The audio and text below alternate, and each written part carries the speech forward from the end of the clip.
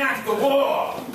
You, sir, please join us on stage. I see you. Give him a round of hands. Can we get a couple more up here? Come on up. Help us out. There we go. That man looks mean. I remember you. You explain. All right. Now, ladies and gentlemen, Gather up. me and Clancy, we've been to every battle since the Civil War began. We started at the Battle of Fort Sumter. We accidentally ended up at the Battle of Fredericksburg. I waved at him. He did not wave back. He's still mad at me. We went to the Battle of Kentucky.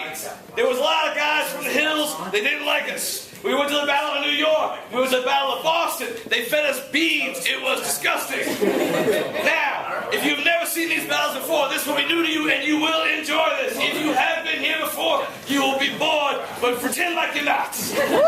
Are we ready? We're ready. All right, let's go. Freeze. Great Googa Mooga. This is the Battle of Fredericksburg. This is the battle where you went off to lead your army, but they decided to fight club it out behind you. There was two guys decided they were going to arm wrestle, thumb wrestle, or just slam dance. Then there was a guy on the floor who saw a mouse and was like, eat, paralyzed by fear, eat, oh my God. And then there was a girl next to him who was going to shoot the mouse. But then she decided she might hit the frozen and paralyzed by fear man sitting next to her. So she just said, I'm going to sit here and think about it. She took the moral high ground. And then my lead man was in the back with the rifle trying to pick you off, but Slam Dancing McGee was in the way. Thank you for saving my life again. It was a tangled web of deceit and lies. And we loved it. We loved it. Go! Freeze! Gadzooks! This was the Battle of Antietam. This is when you was on Bloody Road. Kneel down. And your men weren't listening to you. They were giving up all around you. Look at him. There was a guy who was like, I'm so mad I'm going to fight God. He was just punching at the air. Jesus, I wish you were down here so I could punch you in the mouth. He messed up the Holy Spirit too. And then two men came up behind you, but they weren't sure which way the army was coming from. So they figured, hey, you look that way, I'll look that way.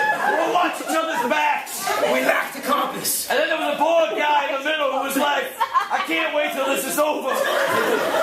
Because, man, this sucks. We relegated him to the cook. And then there was a waiter in the background wearing a white shirt trying to take orders for margaritas.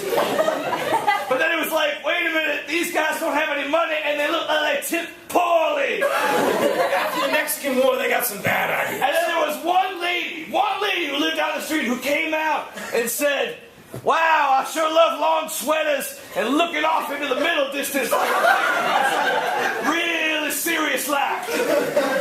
Well, she's going to be a general someday. She will be a general. Go! Freeze! Oh my God! This is the Battle of Vicksburg. This is where your men still didn't listen to you, and you got in a fist fight with the biggest one. I punched him in the nipple, and then two of the guys were trying to break it up, and one guy was like, I love you, please don't beat up the general. I don't want to see you get hurt or court-martialed. And then there was another guy who was trying to stop you, but he's like, I'm going to hold your arm, but I need to rest for a second. This war is strenuous. And then there was a guy in the back who was hiding, but all you could see in the diorama was his face. And he was just like, wow, this is so amazing. It's a fist fight and a war. We almost won the battle, but we lost the thriller in Manila. Yes. I lost the respect of all my men. I know. And then there was my army on the right. 3 guys and a girl. 2 guys and a girl. I'm sorry. I was trying to embellish. You did a good job. One was kneeling down, trying to defend the other 2, who were praying to God. Please, God, help us. We're going to die because our general is not here. It's too bad we fought God in the last war. Oh, go! Freeze! Well, I'll be. The human centipede.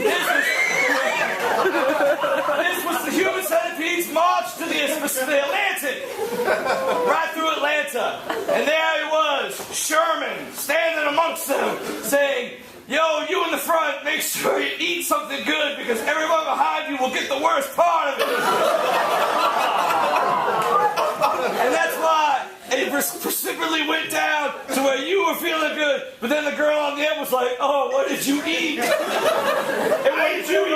And what did you eat? I had a burrito. And then my key man was there again, over on the left, thinking about, this is really disturbing, a human centipede.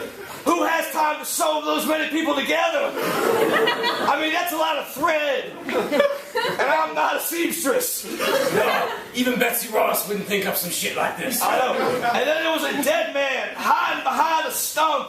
He wasn't really dead. He's just like, maybe if I hide here, this will end sooner than later. And the fire won't burn me. And then there was a man who was so exhausted, he kneeled down at the chair and died. Of sleep. Of sleep. Deprivation. You can't sleep when you're in a war. No. Someone might slit your throat. Anytime. Or feed you sand. Or sew you to another man's ass. It's a terrible tragedy. Yes. And there was Sherman, the warrior hero. Sherman. Thank you very much.